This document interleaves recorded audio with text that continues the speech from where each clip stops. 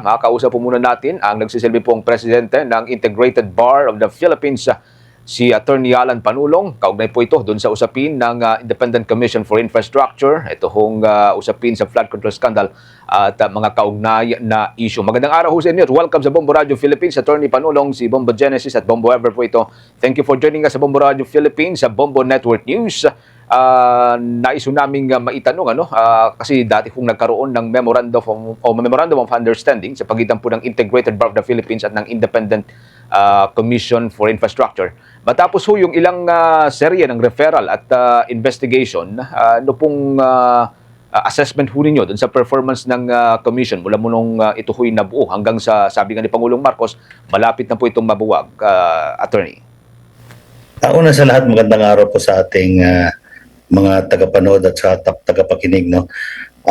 So far po, so far so good, no, ang performance ng Independent Commission for Infrastructure.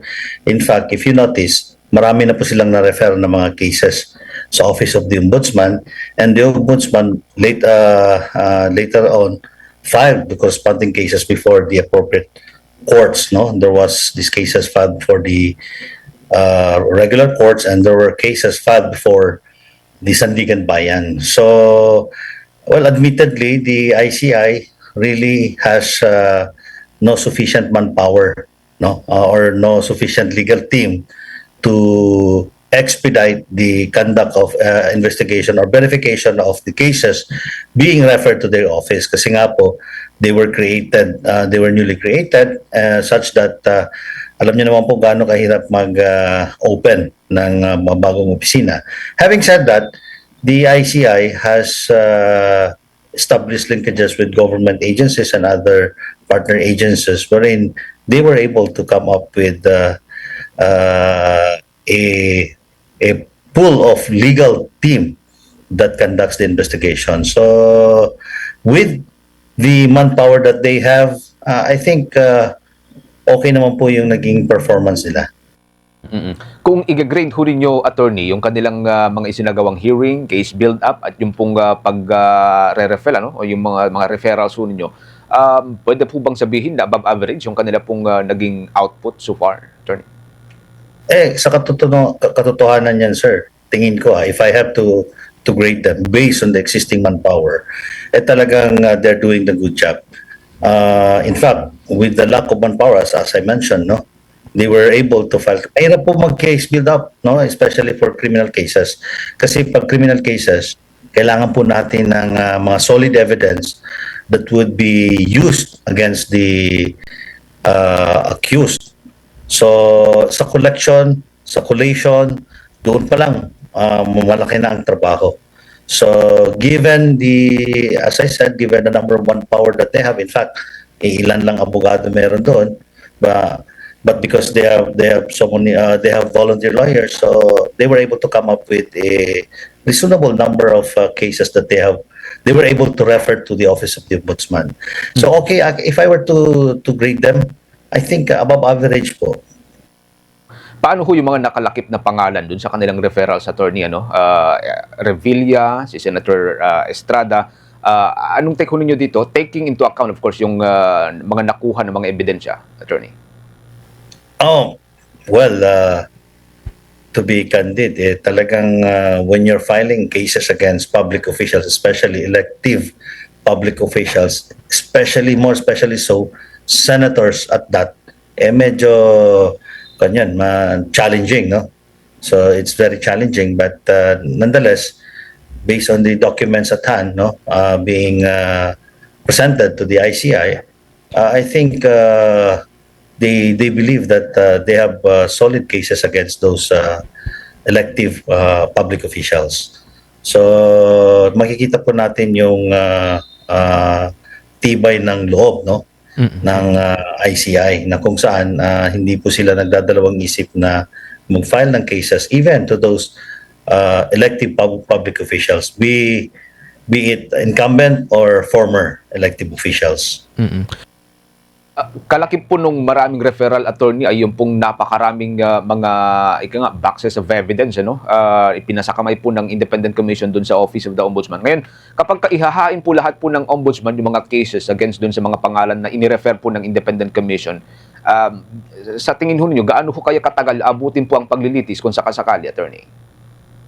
Actually, ang ombudsman kasi is ultimately the one filing these cases.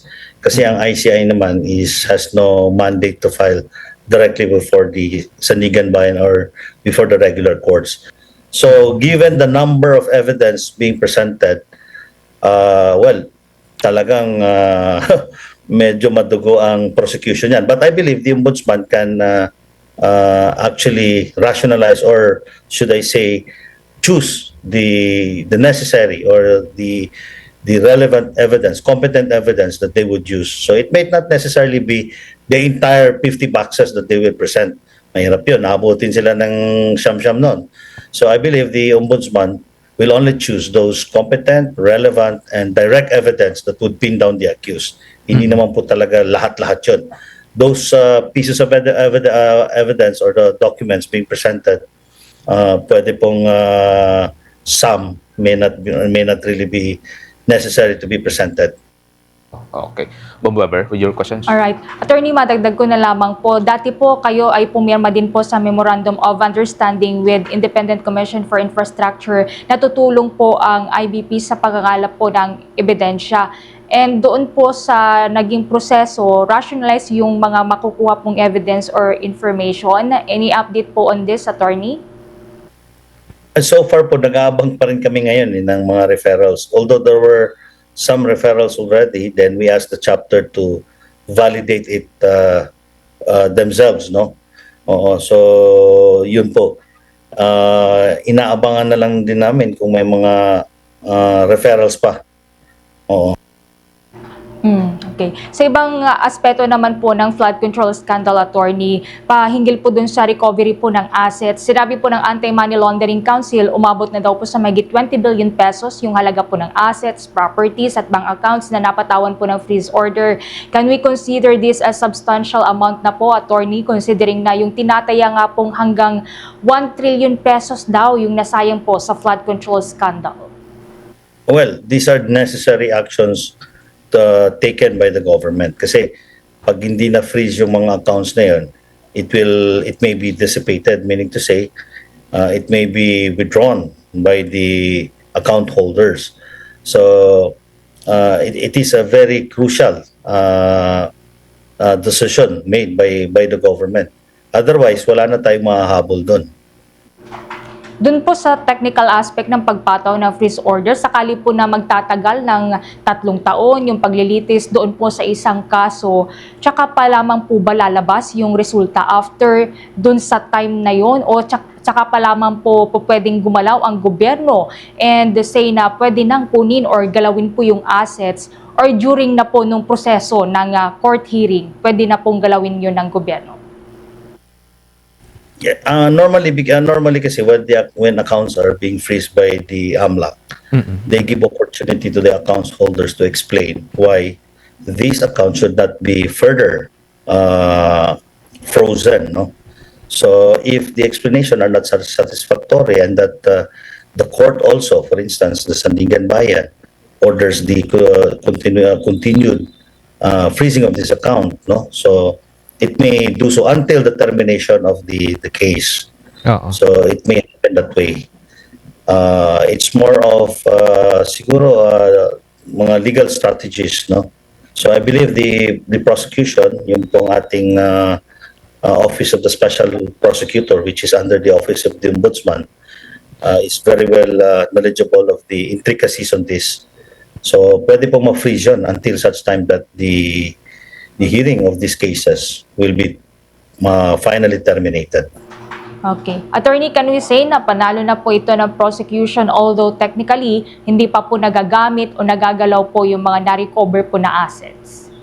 Well, I agree. It may be because, if the person facing those charges, yung accounts po niya, the accounts being frozen are amounts to tens of billions. So you could just imagine yung effect nito sa kanya, no? So sa day-to-day operation ng kanyang buhay at kung ano mang negosyo meron siya.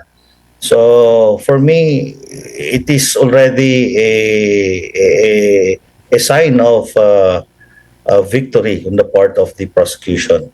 Kasi ultimately, one of the goals also is to run after those ill-gotten wealth, meaning to say those assets being possessed by the accused wrongfully or illegally at the expense of the state. So isa po yun sa purpose nun eh. Pangalawa is yung ultimate conviction for the charges, no, or for the criminal charges against the accused.